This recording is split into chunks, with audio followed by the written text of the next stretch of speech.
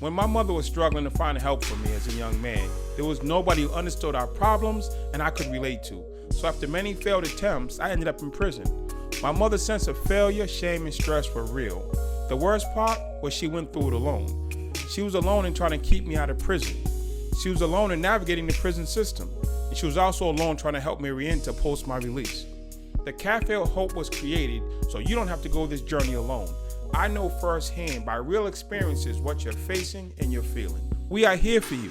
I wish I could have created the Cafe of Hope for my mother back when she needed it, but I guess it was meant for us to go through this test so we can bring you our testimony. Thank you for allowing us to help support your family.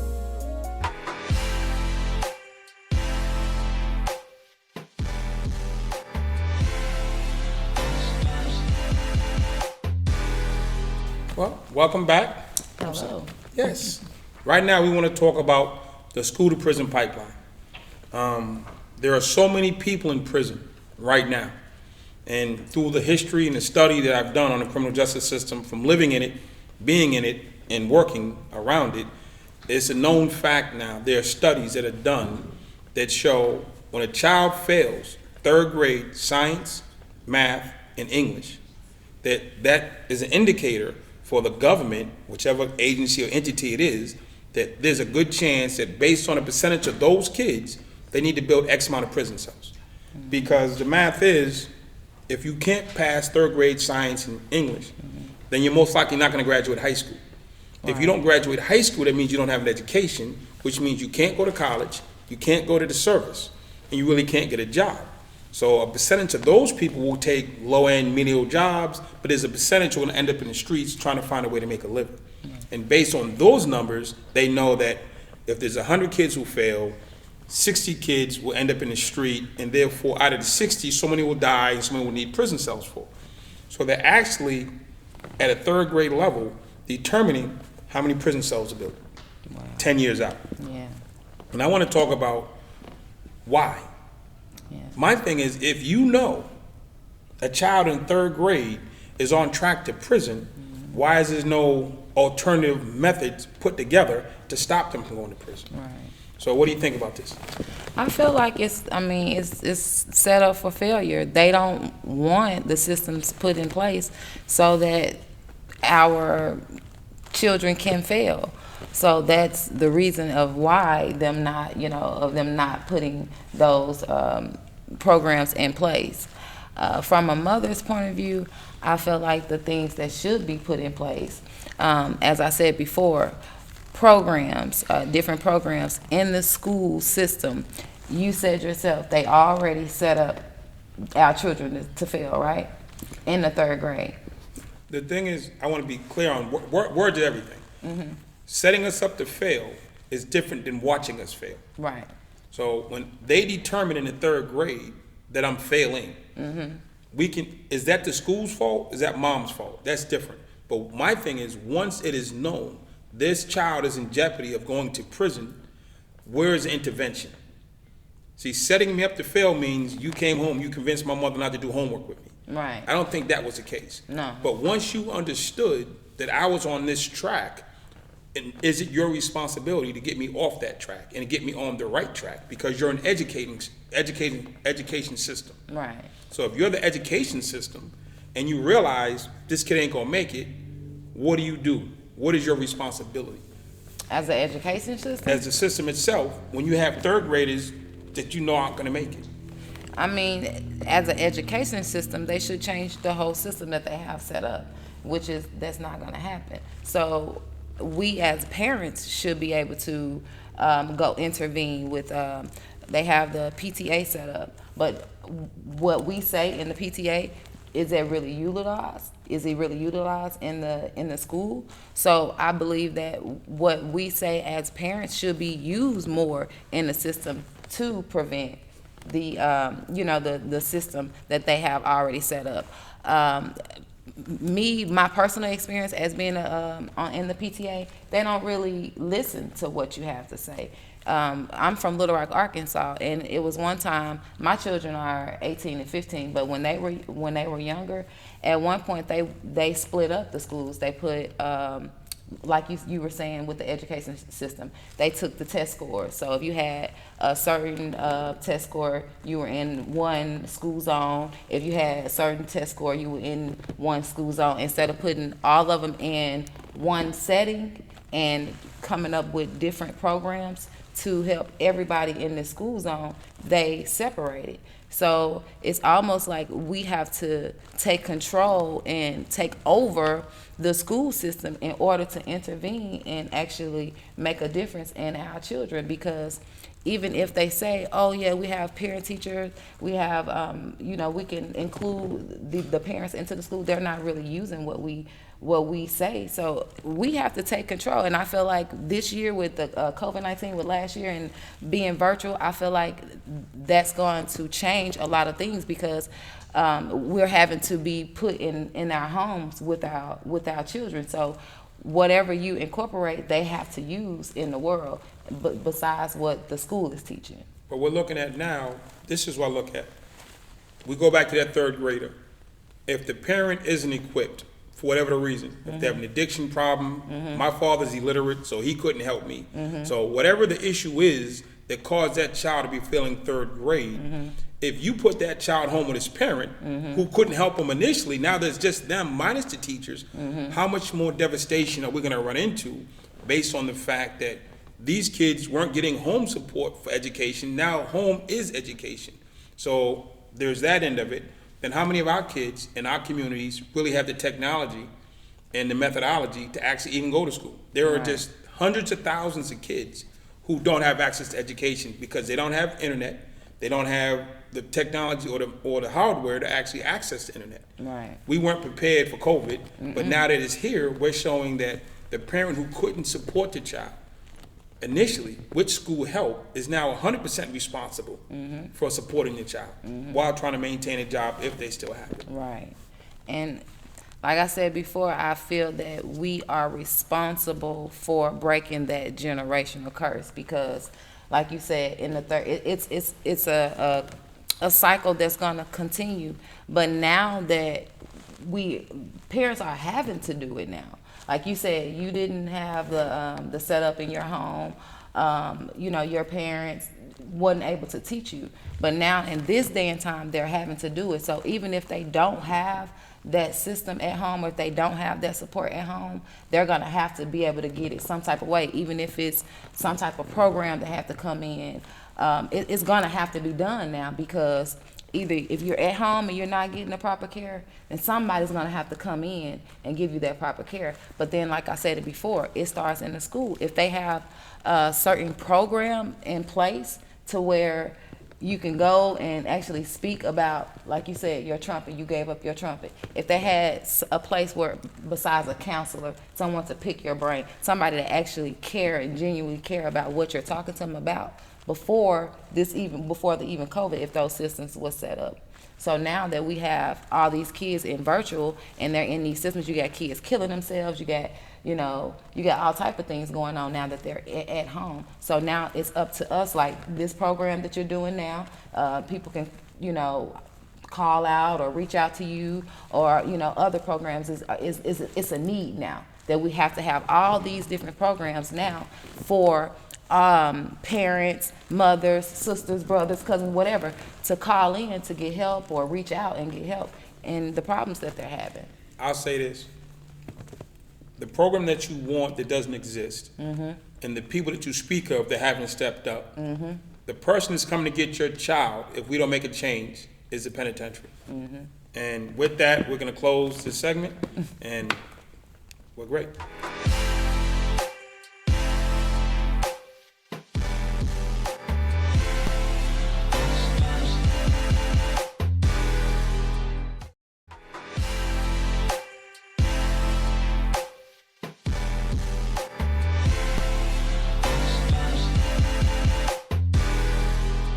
Yes, welcome back. Yes. We are officially here, and I want to discuss in this segment programs. You've been talking about the programs that are necessary and needed at the school level, from elementary to middle school to high school, and we want to focus on these particular programs. So we have kids. Let's look at what's the problem. We have kids who are failing. That's a fact. Now let's look at why are they failing. Why are they failing? We can do two things. We can find a way to fix it. We can find a way to point blame. Right. So I want to find a way to fix it. Yes. And in fixing it, we have to look at the facts of the scenario. One reason kids are failing, the parents aren't equipped to help a child with education. Absolutely. The parents are overwhelmed that they can't help a child with education. My mother was highly intelligent, but she was overwhelmed. She had 6 kids. There are some, my father, I didn't live with, he wouldn't have the capacity because he was illiterate himself. Then in third cases, some parents just aren't there. The kid lives with grandma because mom or dad are off, whether they're in prison, whether they're on drugs, or they just checked out, parents not there. Fourth issue might be they live in an extremely stressed out community, drugs, crime, craziness. And I went to one child's home, the home life, the house was just demolished. He lived in a horrible home. There was no education happening in his house. There was aunts and uncles drinking, hanging out, smoking, the neighborhood was crazy, and we expected him to learn. So there's that. Then the fifth thing I would say is there's just a lot of kids who have trauma. Right. Undiagnosed and untreated trauma. So there's nothing wrong with the child, there's just the trauma. Right. And the last thing, which a category I fit under, is we learn differently than the style is set up to teach us. There was a time when you walked into a classroom, they'd write something on the board, they have you recite it, and that's how they taught you. Yeah. My reading comprehension was horrible, and my reading, whatever they call that thing, reading off the board was horrible. Right. I couldn't do it for whatever the reason. It wasn't my style. Luckily, I had a teacher, Miss Oliver, who taught me my style. Yeah. You had to make me feel it. Right. Once I felt it, I'm in it. Yeah. And then, bad story was, I got it, now I go too fast.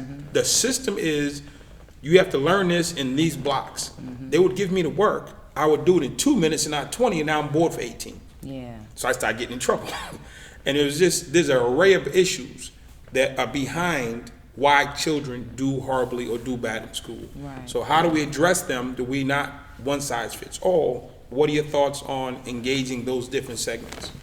I honestly, I believe if you put some type of program in place in the schools to where the kids can go to in different categories. So like you said, it could be a child dealing with drugs at home, a child dealing with verbal abuse, a child dealing with mental abuse, physical abuse.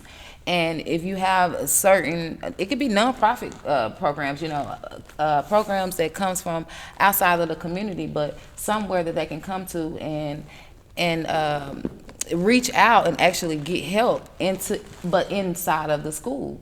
Because like you said, the school is gonna set them up for failure. We know that. But if we as a community come together and set up all these different programs inside of the school that these kids can reach out to, or even the parents, not only the kids can reach out, but the parents too, not just PTA, because a lot of times PTA, they have their picks and choose because it's still ran by the school. But if you have parents that come together and get these programs together and put them set in stone in different high schools, middle schools, elementary schools, and actually do the work for the kids and actually help them and put programs and give them the wisdom and the knowledge to actually utilize what we're teaching. Because sometimes you can teach a person something and they don't even know how to utilize what you're teaching them. Right. So I definitely feel that if we can come together as a community, and it could be 1 or 2 programs starting off and to just see how it is, but I definitely feel like it needs to be something in the schools besides parent-teacher PTA. So right now, we have the first black female vice president. And it's a wonderful thing. Yes, absolutely. And President Biden and Vice President Harris have said that education is at the top of their list. They need to revamp this. Yeah. So what we need to do, or what I'm suggesting we do, is versus conceptualize. We need concrete programs, we do X, not kind of sort of do this or be in this space.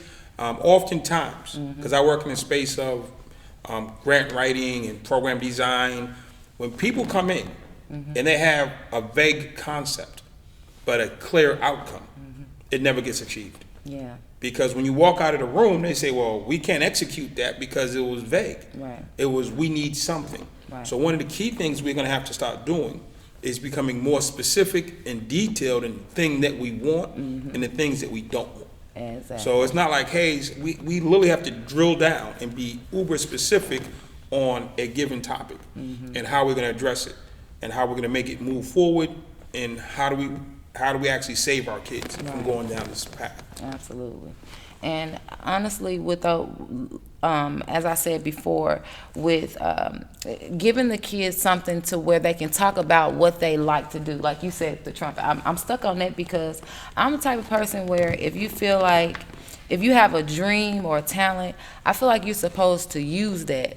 I feel like you're supposed to go and, you know, take that to the top. So if you have something in those schools where kids can go to and talk about something that they actually want to do, and you say, okay, well, you have to do this, and that, but I'll help you do this as long as you do this, and that.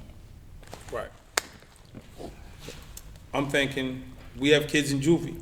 A lot of kids at 10, 11, and 12, car stealing, shoplifting, the craziest thing. I run a program at a prison right now, and we have a group of 20 men in the room. And I said, okay, what was your first crime? What was the first thing you ever did that was considered a crime?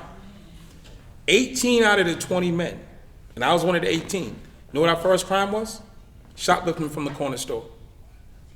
18 out of 20 people, their first crimes was stealing candy or chips from the corner store. And it went unchecked.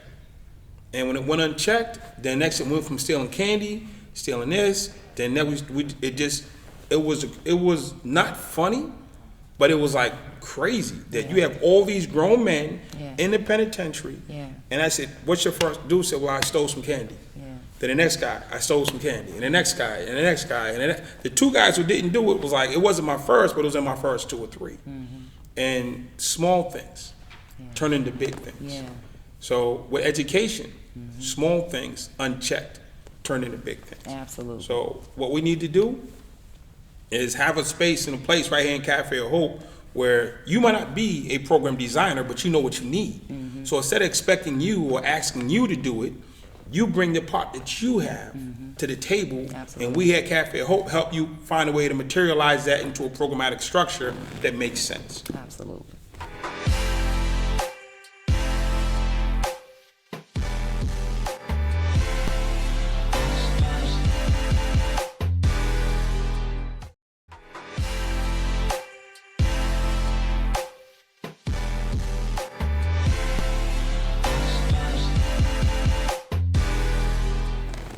Okay, we're back. We've been discussing what's wrong with the school system, how our kids fail, how they're being set up or just left out on their own devices. And we understand some parents just don't have the capacity, some neighborhoods don't have the capacity, and we can focus on that. But again, there's too many different variables with the parents and the neighborhoods and things that we actually can't control. But on the school-based level, when the kid walks into school at 7 o'clock in the morning, they're there till 3 o'clock. And they do this 5 days a week. We have a chance to engage our child, engage our children, help them make this turnaround. So I'm thinking, I've been hearing you. You keep saying the kids need a place to process. What that really is called is counseling. They need trauma counseling. And trauma counseling covers exactly what you're saying. So let's right now help create a program in a sense that parents or loved ones could actually replicate. So what are the things that you think are bothering a kid? Number one, social media. Okay, social media. Social media, I feel like No, not break it. That just what? Social media. Social media, peer pressure. Peer pressure. No guidance. No guidance. And Give me one more. a lack of Take your time. confidence. Lack of confidence. Okay, so we have peer pressure, social media, no guidance, and lack of confidence. So if we were to create a program right now, the way the school department needs it is they need to say, okay, well, what is it gonna be called? We have a trauma recovery based program is what it would be called. And then who do you hire? You can hire basic psychologists, you can hire therapists, you can hire mentors at different levels. You can bring them in. So now we have, what is the theme? It's trauma-informed care. Who's going to provide the service? A peer specialist, a mentor, or somebody with a basic degree. Now, what are they going to cover? they're gonna cover the 4 topics you just gave. You know what I'm saying? Peer pressure, no guidance, lack of confidence, and social media. Now within that, what are they gonna cover? Let's just say social media. What are we gonna cover in social media? Appropriate use, how to help your friend, and the dangers and the benefits thereof are gonna be the 3 points covered. What are we gonna cover in peer pressure? How do you identify it? How do you get help? And how do you support somebody else who's being pressured? So we break these things down into programs. Now what we have is a theme, an employee. We have the breakdown of the actual topic. So there's 3 sub-points to each point. So now there's 12 classes. Yeah. Each class runs for 30 minutes. Yeah. So now we have 12 classes run for 30 minutes. That's 6 hours of class time. So when you walk into the principal's office, you say, listen, we need a trauma-based program with this type of employee. It's 6 hours of time, 12 classes run for 30 minutes, and these are the topics they cover. That's the language of the school principal. My kid needs someone to talk to, they don't speak that language. Right. So we have to teach the parents and the loved ones to speak in the language and the vernacular of the school. So some schools don't want to hear us, Yeah. but there are those who do want to hear you. Yeah. So you've said it enough times that you mean it and you live it. Yeah. But I know from a school perspective, what you're saying, I can't write up for you. Right. So we need to write that up with the 4 components and the 3 subcomponents. And now we say, okay, when are we going to run this program? Yeah. And then you can look at the school schedule. Is it possible to fit it in the school schedule? Do they have electives? Is there an after-school program? Is there a classroom? So now we can say, well, what do you need? We need a classroom. We need this type of material, this type of technology, this type of space. And then you write it all up. When you go to the PTA, you hand it to them. Yeah. It's different than you need to find my kid someone to talk to. Right. Right. Here's the program. Yeah. And I don't specialize in understanding what everybody feels, but I specialize in turning it into a program. The vernacular will flow. Then it walks into the school. I design programs now for states and for countries and for companies. Somebody will say, this is my problem. I take their problem and I put it into structure. Yeah. They'll take their emotion and they put it into structure. Yeah. So other than talking to somebody, what's another one that you mentioned? You mentioned that you have a brother and a nephew who deal with substance abuse, or not substance abuse, medication, being overly medicated. That's a program. It's a training for teachers, how to identify students who have chemical imbalances and are dealing with medication. So it's not for the students, it's a training for teachers. Yeah. Every school in America has in-school training days. Every school in America, I don't know, so many times a year, bring all the teachers together and they teach them on training or whatever the spot. So we can say for your in-school training days, understanding dealing with kids with chemical imbalances and medication. Yeah. This is a program. The theme is dealing with this, chemical imbalances and medication. Second is, we're gonna talk about these 4 things. What do they need to understand? What do they need to understand about kids who are dealing with medication? The parental consent, long-term effects, Right. you know what I'm saying? What's the Side assessment? effects. Side effects. And these are the 4 things we're gonna cover. Yeah. Here's the 3 sub-points. So here's a training for in-school. If I go to a principal and say, for your in-school training day, I need you to teach this. Yeah. He knows exactly where to put it. Yeah. But if you go to the principal and say, hey, I just need y'all to understand my brother's on meds and I don't know why, he can't do nothing with Right. that. Right. But if we put into it in-school, understanding their system, Right. they have in-school training. Did you know that? You remember we was in school, the teachers used to send us home, the teachers had to go? Yeah. In-school training day. Yeah. They still have it. Yeah. I give those sometimes. So I understand that if we create the in-school training curriculum for like 4 hours, now how long are the training sessions? They might be in there for 6 hours a day, so many times a year. So we create a 3-hour training or 5-hour training. This is the theme, these are the sub-points, and we go boom. Yeah. Then they can teach each other, but we can create the thing that they teach. So I want to focus on how do we take what you're hearing, the medication, the social media, the trauma-informed care, and we need to take those things and turn them into language that they can understand. Yeah. How does that feel? Yeah. Does Feel it sound good. different? Feel good. Yes. Look at you smile. So here at Cafe of Hope, we know that you have the passion. We know you have the insight. We just want to help you turn it into something that can be tangible. Yeah. When my mother was struggling to find help for me as a young man, there was nobody who understood our problems and I could relate to. So after many failed attempts, I ended up in prison. My mother's sense of failure, shame, and stress were real. The worst part was she went through it alone. She was alone in trying to keep me out of prison. She was alone in navigating the prison system. And she was also alone trying to help me re-enter post my release. The Cafe of Hope was created so you don't have to go this journey alone. I know firsthand by real experiences what you're facing and you're feeling. We are here for you. I wish I could have created the Cafe of Hope for my mother back when she needed it, but I guess it was meant for us to go through this test so we can bring you our testimony. Thank you for allowing us to help support your family.